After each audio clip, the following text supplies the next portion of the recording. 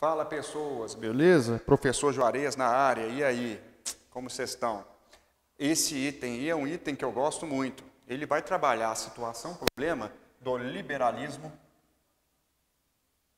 econômico, vulgarmente chamado, fora da academia, de capitalismo, pois é o sistema do capital. Segundo Weber, um sociólogo, o sistema liberal econômico, ele é um sistema fruto do processo de racionalização humana.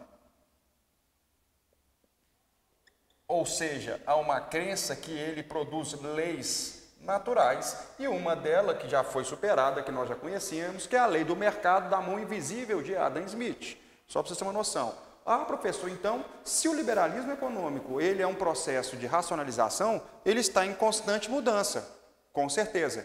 Ele está em um processo de racionalização constante. E ao longo das décadas, desde o século XVIII, onde a sua gênese, a sua origem, ele tem se racionalizado. E aí, essa racionalização, ela tende a criar novas ideias dentro desse sistema econômico. Por isso, segundo os autores liberais, ele é o fim em si mesmo. Não existirá nada depois do sistema liberal econômico. Então, ele passa por processos dialéticos, por processos de recriação.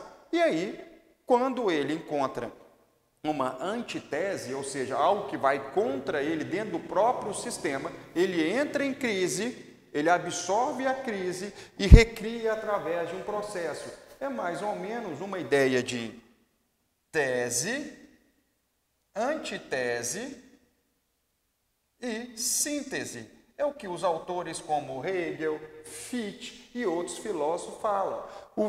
O capitalismo, ele passa por um processo de negação dele mesmo, e essa negação, ele acrescenta coisas novas ao seu pensamento, abre mão de outras, ele é elevado a um novo patamar e se torna uma síntese, uma ideia. Segundo a filosofia, essa ideia ela pode se transformar de novo numa tese, passando por um processo, então, de recriação de princípios e crises. E aquelas pessoas que estão inseridos nesse sistema, segundo Weber, esse sistema subordina todos e todos a um fim. E qual é o fim desse sistema liberal? A acumulação de capital. Então, esse texto, especificamente de Harvey, está tratando essa ideia. E como é que fica o ser humano, então, nesse processo? Vou trabalhar do ponto de vista sociológico weberiano. Se for marxista, o ser humano, nesse processo, ele se torna um objeto, ele se torna a própria mercadoria. Por isso, ele não percebe que ele faz parte de um processo produtivo e ele está criando o produto que ele vai comprar. Aquele produto que pertence a ele, ele vai pagar por ele na mão do burguês e ele se confunde com o burguês como consumidor. Por isso que ele é alienado, ele não percebe esse processo produtivo. Mas, segundo as ideias outras ideias sociológicas, se o trabalhador está inserido nesse sistema, o próprio trabalhador tem que passar por um processo de recriação. Ele tem que entender que cada vez que o capitalismo se renova, o próprio trabalhador, ele tem que se renovar também.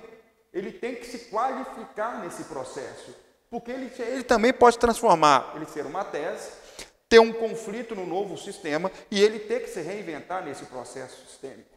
Por isso que a ideia desse texto, especificamente, se você ler, vem a pergunta. A condição para a inclusão do trabalhador no novo processo produtivo descrito, obviamente, é a necessidade dele se qualificar constantemente, porque esse processo se reinventa constantemente. Por isso, o item escolhido aí é letra D como resposta. Foi um item fácil, não difícil, 60% das pessoas fizeram esse item, mas aí a resposta, então, é essa necessidade de qualificação devido a esse processo desse sistema.